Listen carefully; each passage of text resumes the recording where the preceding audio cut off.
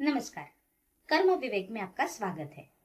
आइए जानते आज की बड़ी खबर। नागपुर शहर के मोमिनपुरा इलाके में ड्यूटी पर तैनात महानगर पालिका की एक महिला सफाई कर्मचारी के साथ कुछ असामाजिक तत्वों द्वारा छेड़छाड़ और अभद्र व्यवहार का मामला सामने आया है।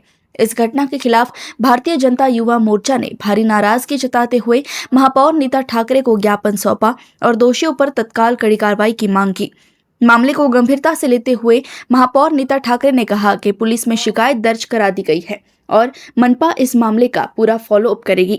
उन्होंने अधिकारियों को निर्देश दिए कि महिलाओं की सुरक्षा से कोई समझौता नहीं होगा और जिस भी इलाके में महिला कर्मचारियों को असुरक्षित महसूस होगा वहां उनकी जगह पुरुष कर्मचारियों की नियुक्ती की जाएगी। सफाई कर्मचारी जे आहे, महिला सफाई कर्मचाऱ्यांच्या सोबत थोडी छेडछाड, असभ्य वर्तणूक अशा प्रकारची तक्रार या ठिकाणी प्राप्त झाली। एक निवेदन मोठ्या स्वरूपातले एक डेप्युटेशन या ठिकाणी आलं आहे। निश्चितपणे या सगळ्या गोष्टीमध्ये नेमकं तिथे काय झालं या गोष्टीची सखोल चौकशी केली जाईल महानगरपालिकेच्या माध्यमातून। महानगरपालिकेचे त्या ठिकाणचे झेडो आणि शहराचे देखील वैद्यकीय आपले हेल्थ ऑफिसर यांना सुद्धा या संदर्भाने बैठक घेऊन बोलवून ह्या सगळ्या घटनेची माहिती दिली जाईल आणि नेमकं तिथे काय झालं याची विचारपूस केली जाईल। खरं म्हणजे त्या महिला सफाई कर्मचाऱ्यांनी पोलीस स्टेशनला देखील कंप्लेंट दिली आहे, FIR सुद्धा झालेली आहे।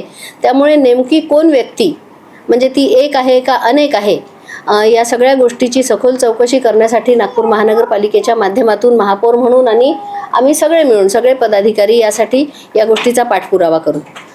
अतिशय वाईट गोष्ट आहे। महिलांच्या संदर्भात छेडछाड हा एक वेगळाच विषय आहे।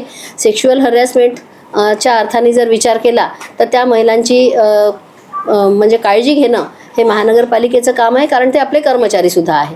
त्याच्यामुळे हे काम करू। दुसरं म्हणजे आता त्या ठिकाणी जे झालं आहे तर काही गोष्टी समोर आल्या, काही व्हिडिओज समोर आले की एकदम संकरी गल्ली असणं म्हणजे छोट्या अगदी बारीक गल्ल्या त्या ठिकाणी आहे। त्या ठिकाणाहून महिला कर्मचारी साफसफाई करत असताना त्यांच्यासोबत एखाद्या वेळी कमी अधिक घटना जर झाली तर त्यांना ना पळता म्हणजे ते असुरक्षित असं तिथली ते ठिकाण आहे। त्यामुळे झेडोंसोबत बोलून या अशा सर्व जिथे म्हणजे अडचणीचे क्षेत्र आहे या ठिकाणी पुरुषांच्या नोकऱ्या लावता सर्व्हिस लावता येईल का, ड्युटी लावता येईल का हे देखील पाहणार आहे। महानगरपालिकेच्या माध्यमातून विशेषतः ते नेमके लोक कोण आहे या गोष्टीची पोलिसांकडेही खातरजमा करून घेऊन त्या नेमक्या लोकांना विशेष त्यांच्यावर कारवाई करण्यासाठी देखील अधिसूचित केलं जाईल। आणि मागण्या तर अनेक आहे की त्या ठिकाणी त्यांना आता सुट्टी देता येईल का वगैरे या सगळ्या गोष्टी महानगरपालिकेचे जे अधिकारी आहेत त्यांना बोलवून या सगळ्या कर्मचाऱ्यांना त्यांच्या सुरक्षिततेच्या संदर्भाने कुठलं पाऊल आम्हाला उचलता येईल, कारण शेवटी ते कर्मचारी जे आहे ते महानगरपालिकेचे आहे। त्यांची सुरक्षितता हा निश्चितपणे सगळ्यात पहिला अधिकार त्यांचा महानगरपालिकेवर आहे आणि म्हणूनच ते आज या ठिकाणी आले आहे। अतिशय कठोर कारवाई ते वाईट कृत्य करणाऱ्या लोकांच्या संदर्भाने कठोर कारवाई करण्यात येईल एवढं मी महानगरपालिकेच्या माध्यमातून आश्वासित करू इच्छिते। म्हणजे हजरी स्टँड तयार करणं आपल्या सफाई कर्मचाऱ्यांसाठी असं झालेलं नव्हतं।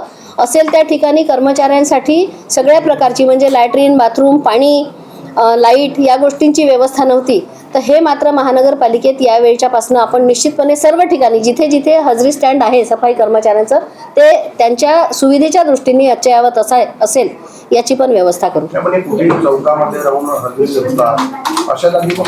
तेच मी सांगते आता स्टँड नसल्यामुळे ते कुठेतरी राहून करतात। आपण त्या भागातल्या त्या म्हणजे विशिष्ट ठिकाणं स्टँडसाठी शोधून त्यांची त्याच ठिकाणी व्यवस्था करावी हजरीची आणि सगळी ह्याच्यासाठी ते आहे। ऐसे ही अपडेट जानने के लिए देखते रहिए कर्म विवेक। नमस्कार।